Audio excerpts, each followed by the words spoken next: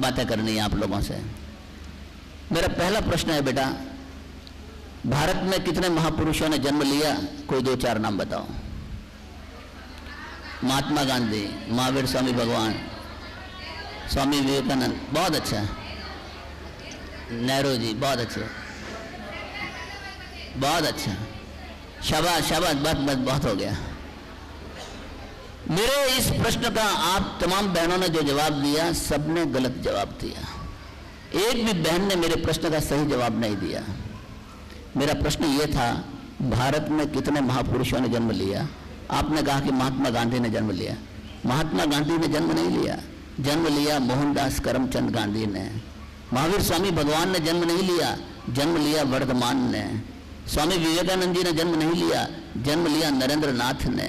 जवाहरलाल नेहरू ने जन्म नहीं लिया, वो तो एक बालक थे, 2 पौंड के, 4 पौंड के, 6 पौंड के, 8 पौंड के। एक बच्चा जन्म लेता है, महापुरुष कभी जन्म नहीं लेता। महापुरुष कभी जन्म नहीं लेते, वे अपने कर्मों से बनते हैं। जिस दिन ये फर्क आपको समझ में आ गया, उस दिन आपका जीवन बदल जाएगा। और महापुरुष और महानारियों की श्रेणी में अगर आपको आना है तो क्या करना पड़ेगा? आपको भी वैसे कर्म करने पड़ेंगे ना, है ना? और वैसे हम कर्म कैसे कर सकते हैं? ब्यूटी पार्लर में जाके, फिल्में देखकर, सीरियल देखकर, है ना? तभी तो हम महापुरुष या महानारी की श्रेणी में आ सकते हैं। जिनको बढ़ाना चाहिए उनको कटाकर, जिनको कटाना चाहिए उनको बढ़ाकर। नाखून तो नजर गई। हमारा सारा कर्म जो है उल्टी दिशा में। बहनों थोड़ी सी शांति रखिए और तो ज्यादा अच्छा हो जाएगा। मैं जोर से बोलूंगा तो आपके कान बहरे हो जाएंगे। तो मेरी बहनों, आज से आपको यह संकल्प लेना है कि हमको अपने जीवन के पल पल की कीमत को समझकर, एक एक क्षण की कीमत को समझकर उस दिशा में हमको कदम बढ़ाना है जो आपको महापुरुष और महानारियों की श्रेणी में लाकर खड़ा कर दे, है ना? आपने कभी किसी पनिहारिन को मटका लेकर कुएं पर जाते हुए देखा होगा? देखा? पानी लेने जाती है कुएं पर मटका लेकर, महिला कोई जाती है ना, तो उसके पास क्या होता है? बाल्टी होती है, रस्सी होती है और मटका होता है ना? है ना बहन? मेरे प्रश्नों का जवाब देना। देखो, मेरे प्रश्नों का जवाब अगर आपने सही दिया मुझे बहुत अच्छा लगेगा, मेरे प्रश्न का जवाब अगर आपने गलत दिया तब भी अच्छा लगेगा, लेकिन मेरे प्रश्न का जवाब नहीं दिया तो भैया नाराज हो जाएगा। फैसला आप लोगों के हाथ में है कि युवराज भैया को खुश करके भेजना है कि नाराज करके भेजना है। खुश करके भेजोगे ना? तो पनिहारिन के पास मटका होता है, बाल्टी होती है, रस्सी होती है, वो खाली मटका कुएं के पास रखती है और रस्सी से बाल्टी को रस्सी से बांधकर कुएं में डालती है। जब वो खाली बाल्टी डालती है तो कितनी स्पीड से डालती है मालूम है? एकदम स्पीड से, एकदम स्पीड से। और पीछे फुट भर रस्सी बचती है तो उसको पकड़ लेती है। क्यों पकड़ लेती है? छूट नहीं जाए, बाल्टी फिसल नहीं जाए, रस्सी हाथ से निकल नहीं जाए, मटका खाली न रह जाए। मेरी बहनों, उम्र की फुट भर रस्सी अभी भी आपके हाथों में शेष बची है। उम्र की फुट भर रस्सी अभी भी आपके हाथों में शेष बची है। मत छिटकने दो, मत फिसलने दो, पकड़ लो इसको, मत जाने दो। 5 साल की उम्र में तुम कितने साल की हुई थी बेटा? 5 वर्ष की उम्र में तुम कितने साल की हुई थी? और 18 साल की उम्र में तुम कितने साल की हुई थी?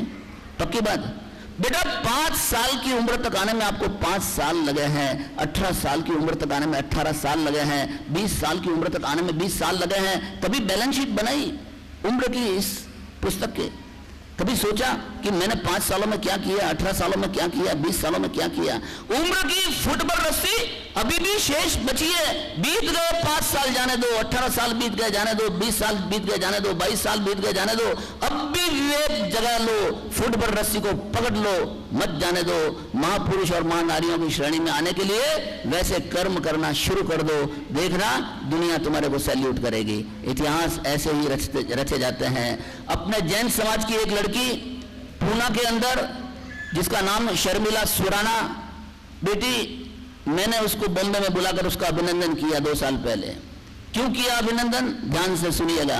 वो पुलिस विभाग में गई, DYSP बनी। जब मैंने उसका अभिनंदन किया, अभी वो SP बनने का कोर्स कर रही है, मैंने उसको पूछा मैंने कहा बहन शर्मिला तुम पुलिस विभाग में क्यों गई? उसका जवाब अगर आपकी रगों में दौड़ने वाले खून में उबाल ले आए तो उस शर्मिला सुराना के सम्मान में जरूर तालियां बजा देना। पहले मेरी बात सुनिए। उसको मैंने पूछा कि बेटा तुम पुलिस विभाग में क्यों गई? तब उसने जवाब दिया कि युवराज भैया मैं पुलिस विभाग में इसलिए गई कि पूरे हिंदुस्तान के जैन समाज की बहनों के ऊपर नजर डाल दो। कई बेटियां डॉक्टर बन गई, वकील बन गई, इंजीनियर बन गई, एमडी बन गई, एमएस बन गई, पायलट बन गई होगी, पर एक भी लड़की ऐसी बताओ जो पुलिस विभाग में गई हो। तो कि युवराज भैया मैं ये चाहती थी कि मेरी पहचान मेरे माँ बाप के नाम से नहीं, मेरे माँ बाप की पहचान मेरे नाम से हो, तब मैं समझूंगी कि मैंने जीवन में आकर कुछ किया। ऐसा आपको भी सोचना पड़ेगा। ये जीवन की रस्सी जो है ना फिसलती जाएगी पल भर में, समझ गए बेटा? ऐसा कर गुजरने की भावना आप में भी आना। बेटा कोमल, मैं अभी शिलोंग गया था, मेघालय की राजधानी में। वहाँ मैंने पूछा कि क्या तुम चेन्नई की कोमल को जानती हो? सबने कहा कि नहीं जानती। मैं अगर यही प्रश्न आपके श्री चरणों में रखूं कि क्या आप शिलोंग की पूजा को जानती हो तो क्या कहोगी? लेकिन मैंने वहां एक प्रश्न किया कि क्या तुम कल्पना चावला को जानती हो? सबने एक स्वर में कहा कि हम जानती हैं। मैं वही प्रश्न आपके श्री चरणों में यहां रखूं तो आप क्या कहोगे? क्यों कल्पना चावला को सब जानती है? क्यों कोमल को सब नहीं जानती चेन्नई की? क्यों वहां मेघालय की पूजा को सब नहीं जानती?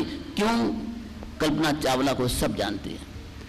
उसने एक लक्ष्य बनाया, जीवन में एक उद्देश्य बनाया। अर्जुन दृष्टि रखी, उसको और कुछ नहीं दिखता था, उसको अपने माँ बाप के खानदान का नाम दिखता था, माँ बाप के आंखों के आंसू दिखते थे, उसको जीवन का लक्ष्य दिखता था, उसको जीवन में कुछ कर गुजरने की भावना उसके मन में प्रबल थी और उसने वो करके दिखाया। उसके सामने भी उसके पास भी को एजुकेशन था। वो जिस कॉलेज में पढ़ती थी वहाँ लड़के लड़कियां सब साथ में पढ़ते थे, फिल्में थी, टीवी सीरियल थे, जीवन में भटकने के सारे रास्ते उसके सामने भी खुले हुए थे। लेकिन उसने जीवन में नहीं कि नहीं मुझे कुछ करके दिखाना है, मुझे कुछ बन के दिखाना है। और मेरी बहन, अगर मैं आपको पूछूं कि आपको भी सुनीता विलियम्स बनना है, आपको भी किरण बेदी बनना है, आपको भी कल्पना चावला बनकर जीवन में कुछ करके दिखाना है, आप क्या कहोगे? आप हाँ तो कहोगी, लेकिन कई बार ऐसी बहनें कह देती है मेरे से कैसे बनेगा, मैं कैसे बन सकती हूँ, मेरे पास तो ऐसा कोई रास्ता ही नहीं है। इसके लिए ऊर्जा की 4 पंक्तियां दे रहा हूँ। वो 4 पंक्तियां फिर आपकी रगों में दौड़ने वाले खून में उबाल ले आए तो कसम खा लेना कि मैं भी उसके नक्शे कदम पर चलकर अपने माँ बाप के नाम को रोशन करने का एक लक्ष्य लेकर अपने जीवन को आगे बढ़ाऊंगी। कोई मौसम हो घर अपना बनाना सीख जाते हैं, कोई मौसम हो घर अपना बनाना सीख जाते हैं, परिंदे खुद ब खुद उड़ाना सीख जाते हैं, और जिन्हें चाहत होती है दुनिया में कुछ करने की, आंधियों के बीच दीपक जलाना सीख जाते हैं। थोड़ा वॉल्यूम कम कर देना, मेरा वॉल्यूम वैसे ही ज्यादा है, थोड़ा वॉल्यूम कम कर देना। तो मेरी बहनों, आपको भी वैसा लक्ष्य बनाकर जीवन जीना पड़ेगा। मेरा दूसरा प्रश्न है, समुद्र में रहने वाली मछली ये कहे कि मैं प्यासी हूं तो उसको क्या कहा जाएगा? पानी में तैरने वाली मछली, समुद्र में रहने वाली मछली जिसके चारों तरफ पानी है, वो फिर भी कह रही है कि मैं प्यासी हूं तो उसको क्या कहा जाएगा? हाँ जी, कोई एक दो जल्दी बताओ, जल्दी जल्दी। गलत जवाब देने का भी हौसला दिखाओ। मैं दावे के साथ कहता हूं बेटा 1-1.5 घंटे में मैं झांसी की रानी बनाकर जाऊंगा। हाँ जी, अभिमानी है, सेल्फिश है, बहुत अच्छी बात है। और कोई बहन? लालची है। मेरी बहनों, ये उसका दुर्भाग्य है। पानी में है, चारों तरफ पानी है, फिर भी वो कह रही है कि मैं प्यासी हूं, तो ये उसका दुर्भाग्य है कि नहीं है? अरे जिन शासन में जन्म लेने वाली हमारी बेटियां, आर्य भूमि पर जन्म लेने वाली बेटियां, भारतीय संस्कृति में जन्म लेने वाली बेटियां, भगवान महावीर स्वामी की अनुयायी बेटियां घर से भागकर चली जाए, गलत रास्ते पर चली जाए, प्रेम प्रसंगों में फंस जाए, मां बाप को ठोकर मारकर, दहलीज को ठोकर मारकर चली जाए, ये उनका दुर्भाग्य नहीं तो और क्या है? मेरी बेटियों, मेरी बच्चियों, कसम खा लेना आज से ही हमको ये संकल्प लेना पड़ेगा कि इस दुर्भाग्य को हम अपने हाथों से, अपने कर्मों से उसको सौभाग्य में बदलने का प्रयास करें। मेरी बहनों, आप जो मेरे सामने बैठी हैं, सबकी सब संस्कारवान बहनें बैठी हैं, लेकिन मैं एक बात कह देना चाहता हूं, आपको एक काम आज से करना है। जो जो बातें मैं बता के जा रहा हूं, उन बातों को उन तमाम बहनों तक, सहेलियों तक, सखियों तक पहुंचाना है जो आज यहां नहीं आ पाई हैं। ये जिम्मेदारी आज आपको अपने कंधों पर उठानी है। उठाओगे ना? निर्वाह करोगे ना इसका? तो मैं दावे के साथ कह सकता हूं, मेरी बेटियों, मेरी बहनों, लाडली बहनों, तुम अपने पैसों से किसी मंदिर का निर्माण कर सको या न कर सको, तुम अपने पैसों से किसी स्कूल या अस्पताल का निर्माण कर सको या न कर सको, तुम अपने पैसों से किसी भवन, स्थानक या धर्मशाला का निर्माण कर सको या न कर सको, लेकिन तुमने अपने प्रयासों से एक भी बेटी, बहन, सखी, सहेली को घर से भागकर जाने से बचा लिया, किसी मंदिर के निर्माण करने से अधिक पुण्य तुम्हारे झोले में आ जाएगा। ये तुम्हारा भैया युवराज तुम्हें डंके की चोट से कहता है।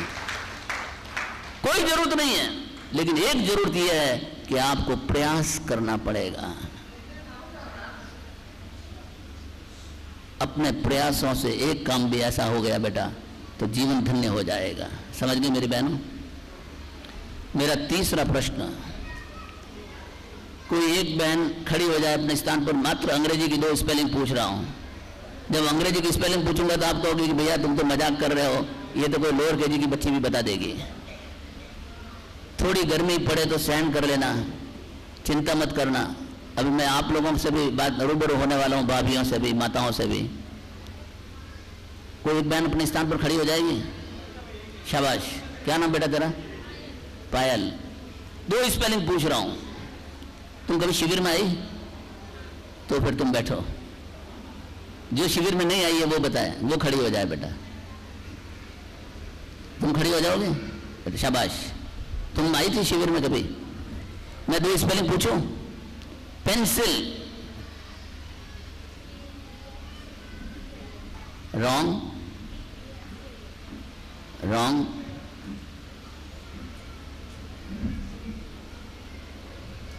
क्या नाम बेटा तुम्हारा? एकता। बैठो, इसकी कुर्सी में डालो भाई। अब मेरी बातों पे ध्यान देना। मेरी बहन एकता, मैंने तुम्हें पहले पूछा, मैं 2 स्पेलिंग पूछ रहा हूं। मेरी पहली स्पेलिंग थी पेंसिल, तुमने बिल्कुल सही बताई, PENCIL।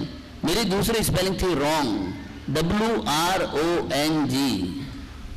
तुमको क्या कहना चाहिए था? WRONG। मेरी बहन, मैंने तुम्हें कंफ्यूज करने की कोशिश की, मैंने तुम्हें गलत रास्ते पे ले जाने की कोशिश की, मैं एक आवारा लड़का हूं, तुम्हें भटकाने की कोशिश की, पर मेरी बहन तुम कंफ्यूज हो गई। तुमको यह कहना चाहिए था, भले तुम कंफ्यूज हो गई, पेंसिल की स्पेलिंग सही बताने के बाद रॉन्ग पर कंफ्यूज हो गई, तुम अपने आत्मबल पर अड़िग क्यों नहीं रही? तुम मजबूत क्यों नहीं रही? तुम्हारा आत्मबल कमजोर क्यों हो गया? तूने ये क्यों नहीं कहा कि भैया मैंने जो पेंसिल की स्पेलिंग बताई है वो सही है, वो गलत हो नहीं सकती, दुनिया की कोई ताकत मुझे गलत साबित कर नहीं सकती, मैंने अपने आदर्श रास्ते को चुना है, वहां से कोई लड़का मुझे गलत रास्ते पे ले जा नहीं सकता।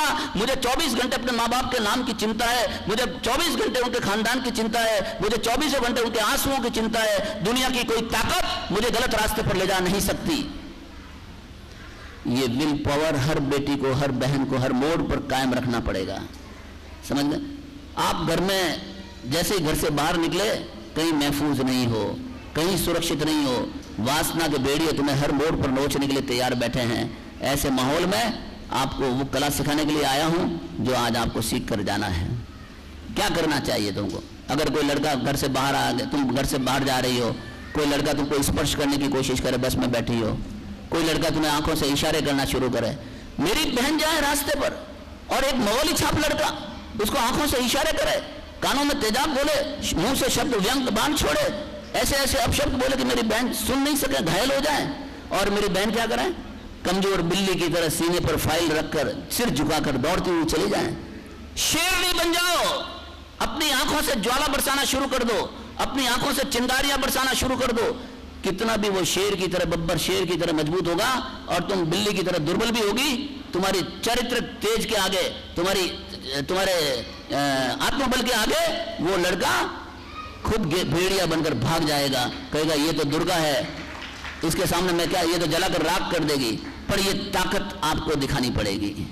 बेटा कभी कमजोर मत बनना, कभी कायर भी मत बनना। 2 पंक्तियां दे रहा हूं। कायरता जिन चेहरों का श्रृंगार करती है, कायरता जिन चेहरों का श्रृंगार करती है, मक्खी भी उस पर बैठने से इनकार करती है। समझ गए बेटिया? तो कभी भी कमजोर मत बना, कभी ये हिम्मत मत हारना, मैं अकेली हूं, वो लड़का है मजबूत है, कल को वो मेरे पीछे पड़ जाएगा, क्या करेगा, वो करेगा, मेरे को मार डालेगा, ये कर, ऐसा कुछ भी नहीं हो सकता। लेकिन आपको अपने चारित्रिक ताकत के आगे मजबूती से खड़े रहने की ताकत बतानी पड़ेगी। समझ गए बेटियों? अपरिग्रह पर बहुत कुछ लिखा गया, कई ग्रंथ आ गए। मैं आप लोगों के लिए बेटियों, आप लोगों के लिए एक पंक्ति में अपरिग्रह का अर्थ लाया हूं, ध्यान से सुन लेना। अपनी इच्छाओं को सीमाओं में बांधे रखिए। अपरिग्रह, अपनी इच्छाओं को सीमाओं में बांधे रखिए, वरना इन्हें गुनाहों में बदलते देर नहीं लगती। वरना इन्हें गुनाहों में बदलते देर नहीं लगती। अगर तुम्हारे पास 2 सलवार कमीज है, उसमें भी खुश रहना सीखो। आपके पास वो नहीं है जो पड़ोसी के पास है, तुम्हारी सहेली के पास है, फिर भी तुम खुश रहना सीखो। एक छोटा सा उदाहरण देना चाहता हूं। मैं अभी रायगढ़ जिले के अंदर, रोहा रायगढ़ जिला बॉम्बे के पास है, वहां सुबह दोपहर शाम को 3-3 शिविर गांव-गांव जाकर करने लगा। जब शिविर करने लगा तो एक भाई मेरे पीछे पड़ गए कि युवराज भैया आपको मेरे घर चलना पड़ेगा, मेरे घर चलना पड़ेगा, मेरे घर चलना पड़ेगा। बड़ा आग्रह किया, मेरी बातों पर ध्यान देना, शायद कुछ अमृत मिल जाए, कुछ मोती मिल जाए। जब मैं उनके घर गया तो मैंने क्या देखा, 150 स्क्वायर फीट का मात्र घर, 150 स्क्वायर फीट का छोटा सा घर, उसी में 2 बेटियां और माँ बाप, 4 जने रहते थे। उस बेटी पर जब मेरी नजर गई तो मैंने क्या देखा, एक पुरानी सी सलवार पहने हुए थी, एक बहन ने फटी हुई नाइटी पहने हुए खड़ी थी। उसकी पत्नी पर जब मेरी नजर गई तो मैंने क्या देखा कि कानों में बाली नहीं, गले में मंगलसूत्र नहीं, हाथों में कंगन नहीं। तो मैंने कहा